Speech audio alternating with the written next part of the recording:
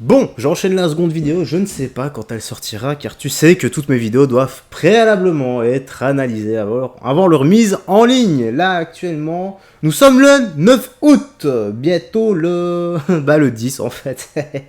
Frérot Sorad, j'espère que tu vas bien, que tout se passe pour le mieux.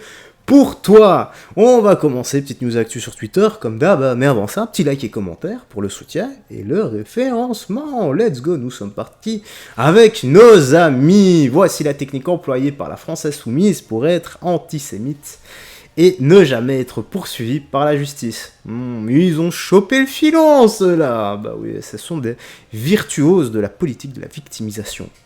La carte. Aucun des dirigeants du nouveau Front Populaire n'a jamais été condamné puisque l'antisémitisme, je le rappelle, n'est pas une opinion mais un délit. Que vaut cet argument alors que les insoumis qualifient souvent de racistes des responsables politiques qui n'ont jamais été condamnés pour ce motif? Il y a plein de manières d'être antisémite sans être condamné par la justice, on vous montre. Je ne sais pas si Jésus était sur la croix, je sais qu'il y a mis, paraît-il, ce sont ses propres compatriotes. Jean-Luc Mélenchon relaie à ce moment-là la vieille accusation du peuple déicide. La même année, le leader insoumis explique que si Éric Zemmour est raciste, c'est parce qu'il est juif. Bon, on change rien à la tradition, on bouge pas à la créalisation, mon Dieu, quelle horreur. Et tout ça, ce sont des traditions qui sont beaucoup liées au judaïsme. Des propos qui s'ajoutent à de nombreux clichés antisémites évoqués. Ah, je me rappelle aussi le débat entre Jean-Luc Mélenchon et Éric Zemmour. Mélenchon qui avait lâché à Zemmour à la niche. Je crois que ça veut tout dire, hein. Bah oui. Le respect ne va que dans un sens. De manière subliminale, comme peuple supérieur, caste. Pardon, car la République, c'est lui qui est parlementaire, il faut se pousser de là, pour ceux qui ont la ref. Allez, je remets la rire. T'as de nombreux clichés antisémites évoqués de manière subliminale, comme peuple supérieur, caste médiatique, dragon céleste, ou encore une obsession pour le CRIF et l'État d'Israël. Des expressions et attitudes a priori anodines, mais qui ont un sens bien précis et bien compris par le public visé. Non, l'ennemi, ce n'est pas le musulman, c'est le financier. On appelle ça la stratégie du dog whistle, pour dire sans dire. Une stratégie très bien maîtrisée par la France insoumise, et qui contribue à un antisémitisme d'atmosphère. Si Jean-Luc Mélenchon continue de qualifier l'antisémitisme de résiduel en France, les chiffres sont sans appel, plus 1000% d'augmentation des actes antisémites après le 7 octobre 2023, selon le ministère de l'Intérieur. Voilà ce qui se passe quand tu donnes une tribune à des gens, voilà, que ces gens regardent les médias, qu'ils écoutent ce qu'ils disent à la télé, que tu as des types un peu qui sont des virtuoses de la communication, puisqu'on peut dire ce qu'on veut les gars, Jean-Luc Mélenchon au niveau communication, c'est un bon orateur, c'est vraiment un virtuose. Quand des gens boivent leurs paroles, et bien ça... Quand tu parles mal d'un peuple, souvent, et que c'est aux médias, et bien les gens se rebellent contre ce peuple, en général. C'est comme ça que ça va, voilà. Alors ici, qu'est-ce que nous avons? Bah tiens. Royaume-Uni, un groupe d'islamistes encagoulés et armés criant Allah Akbar a été aperçu dans la ville de Croydon. Je sais pas si je le dis bien, Croydon.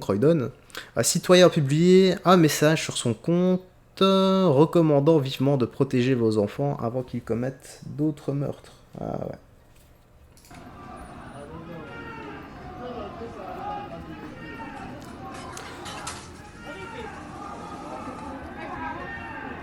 Ouais.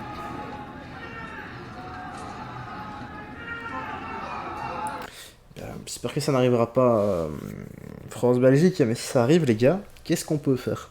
À part s'unir entre nous et nous défendre si la police est au même niveau que l'Angleterre. Parce qu'à partir du moment où tu as un policier qui commence sa communication, qui avec des types qui... on ne voit même pas leur visage, qui ressemblent clairement à des islamistes ambulants, il est à côté d'eux, tranquille, il pose, le mec, on dirait même qu'on l'a kidnappé pour te dire, le mec te lâche au calme en début de vidéo, salam alaikum, et puis il commence à te parler, quoi. Enfin, je sais pas, quoi. Je sais pas ce que je dois en penser. Alors, ici nous avons le pompon, les gars, le main event, je vais l'appeler comme ça, le main event, mais non... Elle crache son venin anti-juif sur les RS. L'influenceuse manipulatrice Salia cite à la haine des juifs tous les jours. Cette pro-islamiste manipule Maeva Genam. Bon, c'est facile de la manipuler. De toute façon, tu passes un peu de temps avec elle. C'est facile de formater son cerveau. Depuis de nombreux mois, et contribue au harcèlement de Magali Berda. Que fait Snapchat? Snapchat, à part se faire de la thune, ils font rien, les gars. Vous me faites rire. Ah bah toi, tu me fais gerber, par contre.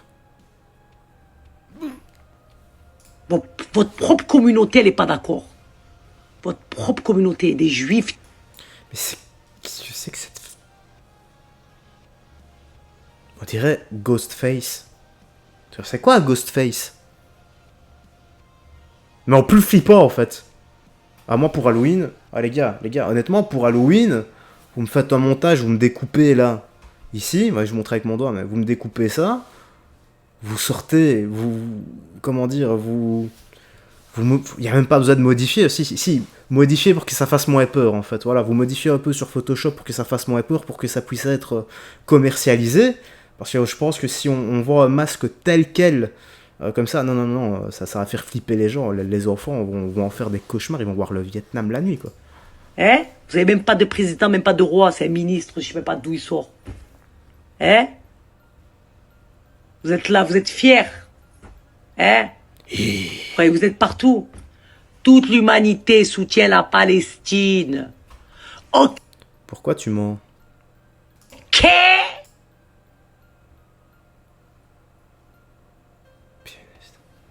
Parfois je me dis que je devrais quand même regarder les vidéos avant de les lancer, histoire que...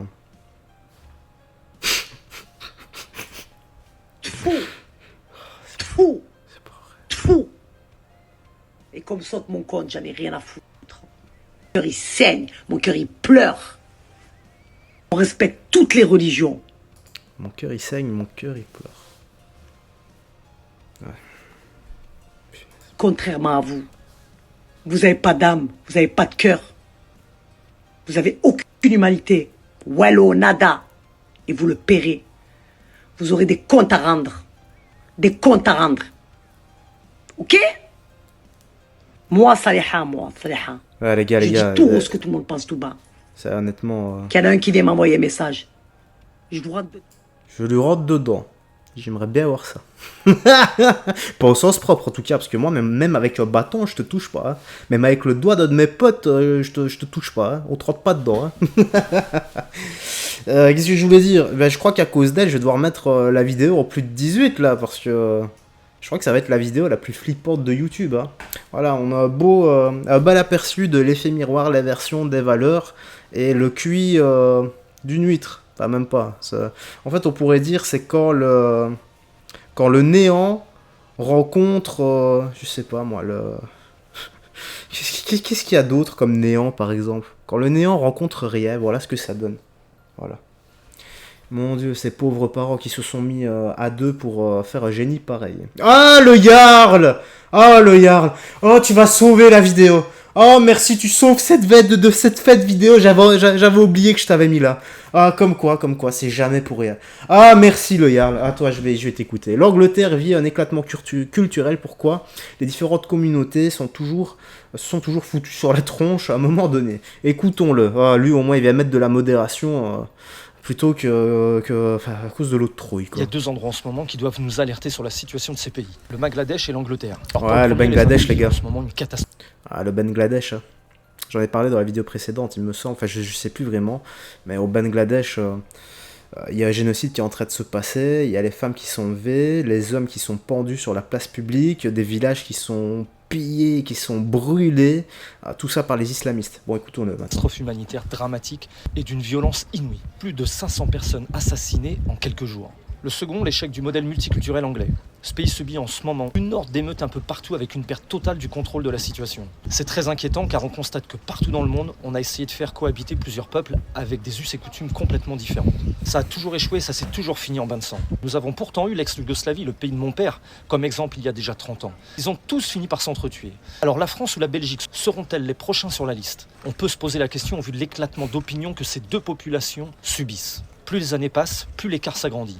Les dernières élections nous l'ont parfaitement démontré. S'il n'y avait pas eu d'accords électoraux et des désistements dans toutes les régions de France, les choix patriotes auraient remporté largement la partie. Et ce n'était pas concevable pour le président Macron qui en aurait été tenu comme principal responsable. Mais alors il y a quand même des questions qui deviennent aujourd'hui légitimes, sans avoir besoin de juger les avis de chacun. Est-ce que ce qu'on essaye de faire depuis plus de 50 ans a fonctionné? Avons-nous réussi à faire cohabiter différents peuples au même endroit plus de 30 ou 40 années sans qu'à un moment, ils se foutent sur la gueule? L'Angleterre nous prouve en ce moment même que ça ne fonctionne pas, en tout cas pour eux. Il y a toujours un moment donné où un groupe va vouloir taper sur l'autre. Je prends souvent comme référence les boîtes de nuit, qui pour moi sont comme un mini-pays le temps d'un soir. Et tu sais à quel point je passe mon temps à analyser le comportement humain, sans aucun jugement, sans aucune haine. L'expérience m'a appris que c'est le seul moyen de faire des choix qui permettent de sécuriser un lieu. Les boîtes de nuit sont par essence un lieu fortement multiculturel et j'ai constaté que malgré tout, même à cet endroit, lieu de fête et d'amusement où tout y est fait pour que tout le monde s'entende, quand deux groupes s'embrouillent, c'est presque toujours deux groupes avec des origines différentes. Des noirs contre des arabes, des blancs contre des noirs, des arabes contre des blancs. Ce n'est qu'un constat. Mais quand il s'agit de groupes qui rentrent en conflit, l'alliance communautaire est presque systématique. D'ailleurs, l'actualité du moment le prouve comme jamais auparavant. Et dans mon constat, je vois que depuis quelques mois, les blancs d'origine française... C'est très pertinent là ce qu'il dit. Ça me fait ouvrir des pistes de réflexion là ce qu'il dit. Mais c'est très pertinent. Il faut sont de plus en plus vindicatifs quand il y a des conflits avec d'autres origines. Ils ne lâchent plus l'affaire facilement. Ils y retournent même souvent, nous imposant des interventions autoritaires pour que la violence cesse et que personne ne soit gravement blessé, ni d'un côté ni de l'autre. Et pour que ça fonctionne, je choque souvent les gens de gauche pour ces raisons. Mais j'identifie clairement les groupes à problème. J'analyse pourquoi ils le sont et je trouve ensuite des solutions pour parvenir à faire que tous ces groupes, si différents, finissent par s'entendre. Tout du moins durant une soirée, dans ce que j'appelle le château fort. Ça impose des règles strictes, de la droiture dans les choix faits et une autorité sans faille. Mais ça fonctionne. Je te laisse juge de tout ça, de mon constat, de mon analyse. Chacun y trouvera probablement des raisons que je lirai en commentaire. Mais au-delà de l'analyse et des raisons, il faut toujours trouver des solutions afin de ne pas vivre l'éclatement de trop, afin de ne jamais franchir l'irréparable, l'incontrôlable. Et quand les solutions sont trouvées, il faut les mettre en action. Mais pouvons-nous le faire dans un pays comme je le fais dans une boîte? Le Jarl te salue. Eh ben, comme j'ai dit, c'est très pertinent. Calme, posé, clair, concis. À part dire merci, je ne sais pas quoi dire d'autre. Honnêtement, ça va me faire cogiter. J'espère que toi aussi. Et voilà, frérot Serate, petite news actu se termine ici. J'espère que tu as apprécié. Allez, pour le plaisir. Et voilà. Désolé pour cette vision, encore une fois, d'horreur. Rien d'autre à ajouter. J'espère que les tensions vont s'apaiser, que la police fera son boulot, que l'État enverra des policiers pour pour rendre, je vais pas dire la justice, mais pour faire leur boulot de policier, c'est-à-dire servir, aider et protéger la nation. Et si l'État ne les envoie pas, j'espère que les policiers se réveilleront pour justement servir, aider et protéger la nation. Bref, rien d'autre à ajouter, prends bien soin de toi, des gens que tu aimes, paix, amour, santé. On se dit à la prochaine, et d'ici là, porte-toi bien. Salut, et fais très attention à toi.